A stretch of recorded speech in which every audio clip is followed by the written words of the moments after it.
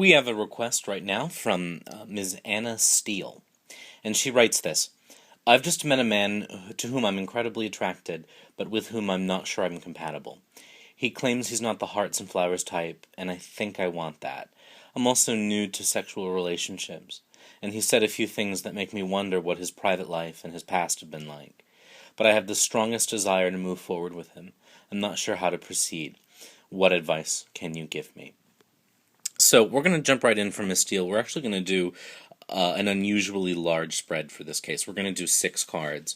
The first card of the 6 is going to represent what draws her to this man. The second will represent what is repelling her. The third is going to represent something that she should consider or that she needs to consider before jumping in, or something she should be wary of because she seems to be nervous. The fourth card is going to represent the best that could happen at this point.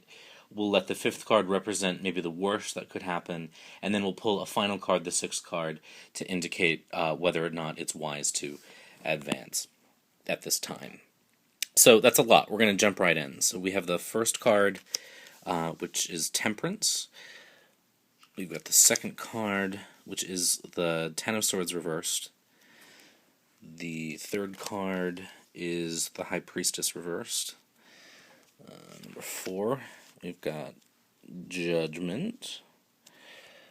5, we've got the Eight of Cups reversed. And then the sixth card is the Page of Wands reversed. So just to get a whole picture here, let's pull back and then we'll get right in. Whoops. So we start with Temperance. This is what draws Ms. Steele. This is what draws Anna to this man. And I think that Temperance here suggests to me that she senses this man has a deep ability to bring together opposing natures or forces and make them meld into one. So maybe in this case she views him as the kind of person who can, for example, take what seems like the opposing natures of them, of she and this man, and make them one. An unusual detail of this particular depiction of the card is that the angel here is taking the dragon and the phoenix and bringing them together into the famous sign of the yin and the yang. So it may be that Miss Steele feels like this man can do that with their two natures. She may feel like his nature balances hers, and that he brings something to her life that she doesn't otherwise have. This is a card that's often associated with alchemy. So maybe there's just this alchemical reaction that happens at this early stage of the relationship, a chemical change that she feels like happens within her when she's with him. Maybe it's just that right now he makes her feel like gold. So that's what draws her in. Now the next card is what repels her, and this is the Ten of Swords reversed, and I'm just going to unreverse it for the second so you can see the image. This card always depicts a lot of drama, a lot of terror, a lot of hurt. Often because it's swords, it's mental, I think it's fear-based. Reversed here, I think it depicts a sense of the terror that comes from unknowing. Something about this, the vagueness that you feel about this man is scary.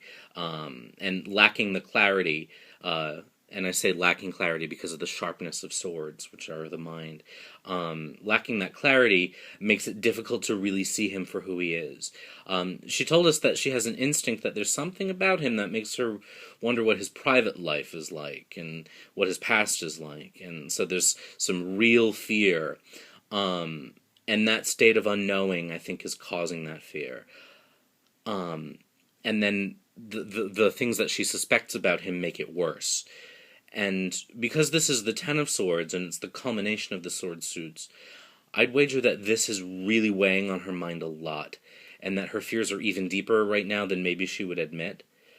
There's probably a part of her that worries she's going to get stabbed in the back. I mean, that's sort of a literal way of looking at this card, that he's really going to hurt her. So there's a trust issue. And of course, that's not unusual with new relationships. But when you're already worried about his private life, things get harder. So that's what I think that card is suggesting. Whoops.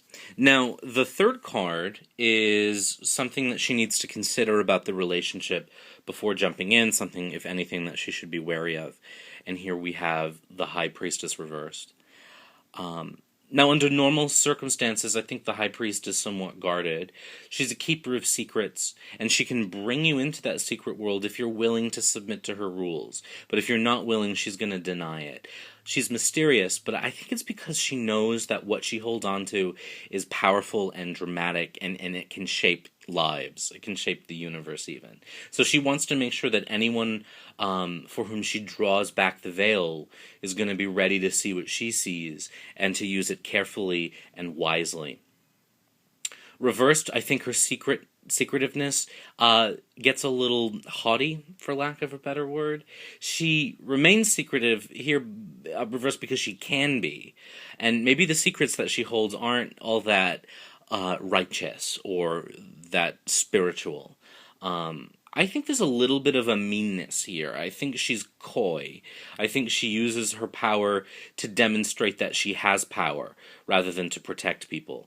That may suggest, then, in this case, that this is a relationship, and something to consider, again, this is what this is, that this is a relationship where someone here is going to be in a position of power and is going to use that power to be a little manipulative and maybe a little nasty just because they have that power. Rather than guiding the initiate past the curtains to sort of gently explore the secrets of the universe, this person is going to tease and cajole, and when they make revelations, they're not going to be gentle. This is power for power's sake rather than for protection of the initiate.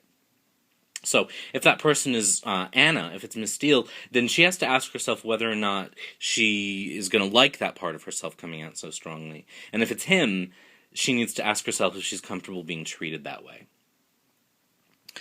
The fourth card, which represents the best that could happen in this situation, is Judgment. And with all the fear and excitement and intense feelings that lead up to this, I think it looks like the best she can hope for is a real moment of awakening. A moment where a spirit that maybe felt dead and flaccid is called up and brought vibrantly to life. This is sort of, the awakening where the angels trumpet and bring all the believers into heaven. So I would say that this, at its best, will make you wake up to a new vision of the world, a new land you've never seen before. It'll be deep, it'll be long-lasting, it's going to be the kind of thing you never forget. It could indicate, in its way, that at its best, this relationship could feel pretty heavenly.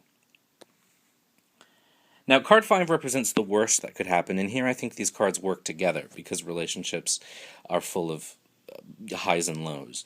So card 5 is the worst thing that could happen, and it's the Eight of Cups reversed.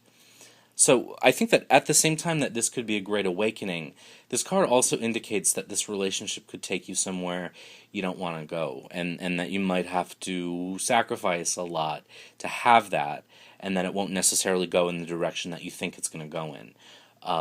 I think that in this case, the upright card usually is a pretty positive thing. Reversed, sometimes I feel like it can lead to those moments where we look back on a choice to make those sacrifices and we wonder if it really took us the place we wanted to be. There may be moments of loneliness. There may be moments where you wish you hadn't taken the journey. You might feel it was a mistake. You might feel sort of emotionally cut off. And she did say that he's not the hearts and flowers types of guy, so that seems like an inevitability anyway. Now, when compared to Judgment, which is the best that could happen, obviously this is less dramatic. But I think that both could exist at the same time, hand in hand. In a lot of new relationships, we can go day to day and feel both of these things constantly. So then we get into the final card, which is the Page of Wands reversed, and this is about whether or not it may be wise to advance right now. I would say in this case that this card suggests that it would be wise to take into account your inexperience and to proceed with caution. Pages are young. They're new to something. They're students of the world, which is great. But they move ahead, and their fascination with the world can make them move forward without necessarily thinking about it. They want to learn everything they can, and it's excitement that drives them forward. But that's not always the wisest thing. So I think reversed, that underscores this. I think it's best to think carefully, act carefully, think a lot, consider things before making decision. Remember, wands are fiery and passionate, and they move the way that fire does, without thinking too much. I think that the reversal here suggests not taking such a fiery approach. I also think that it's important to note, and this is not something I find that comes up in a lot of readings, but I think it's important to note that wands are sexual energy as well. They're very masculine sexual energy. And I think that it suggests that it is wise to not let sexual attraction be the main dictating force in decision making. To just sort of be careful that lust doesn't take over the more logical elements of the brain. So think before acting, consider, accept inexperience, and look for advice, maybe seek advice rather than launching forward on your own. I don't think this card necessarily says don't go ahead. I think it says yield. It's very driver's ed. Yield and proceed with caution. Make sure you think carefully. Make sure you proceed carefully. So we'll summarize in just a second, but just to pull back and look at the cards again, there are a couple things I think it's important to note. And one of them is that almost all of these cards, all but two of these cards, are reversals. And I think that indicates the degree to which Anna is feeling sort of head over heels by this situation. I would wager that this is very new, something she hasn't felt before, and she's really at sea. That can be really exciting. It can also be really scary. And I think that the number of reversed cards probably underscore how big a shift, how far off her feet she's been knocked right now. And I think that's something to consider too, particularly when thinking about that page there. The other thing is that there are a fair amount of major arcana cards. Half of them are major arcana, which I also think indicates is a really... I think that indicates that this is a really deep experience for her. This is a really spiritual doesn't sound right, but it reaches deep down into that part of ourselves we don't really talk about and don't really recognize a lot. I think this is a really powerful moment, so there's a lot to consider. But again, I think just going back to the Page of Wands there, I think it can suggest that as long as we're careful and we proceed with caution and we're thoughtful and we don't let specific energies push us ahead, if we're a little more logical, I think it can be fairly safe. So there we have it. Just to summarize really quickly again, card 1 represented what draws her to this new man, and that was temperance, and I think that suggests she views him as the kind of person who can bring their two natures together and that they'll complement each other. There's sort of an alchemical change when he's around. What repels her, I think the Ten of Swords here indicates the sense of unknowingness and the terror and fear of being hurt that can come out. The reversal of the swords seems to indicate a lack of clarity, which makes things really scary, and that makes it hard to proceed. Something she should consider before jumping in, the High Priestess reversed seems to indicate that one of the people in this relationship is interested in power for the sake of power, of secrets for the sake of secrets, and there may be a little bit of manipulativeness in there, rather than a sense of awakening someone to the real magical secrets of the world. This is more a little bit about, I know things you don't know, and that gives me power. So whether it's her, she has to accept whether or not she likes that about herself, and if it's him, does she want to put up with that? What's the best that could happen? We have Judgment. It seems like this is going to be a real awakening for her, a real spiritual shift, a real moment of revelation. What's the worst that could happen? A real sense of loneliness, of wondering if this was the right path, of questioning whether or not I made the sacrifices that I should have, and is it worth it, and some doubt. Finally, is it okay to move ahead? Is it wise to move ahead? The Page of Wands seems to indicate, or the Page of Wands reverse seems to indicate, as long as we proceed with caution, we're careful, we're not all forward motion. and we're thoughtful, and we don't let sexual energy overtake us, and we're logical, we should be good. So there we have our reading for Miss Steele, and we hope things work out well for her.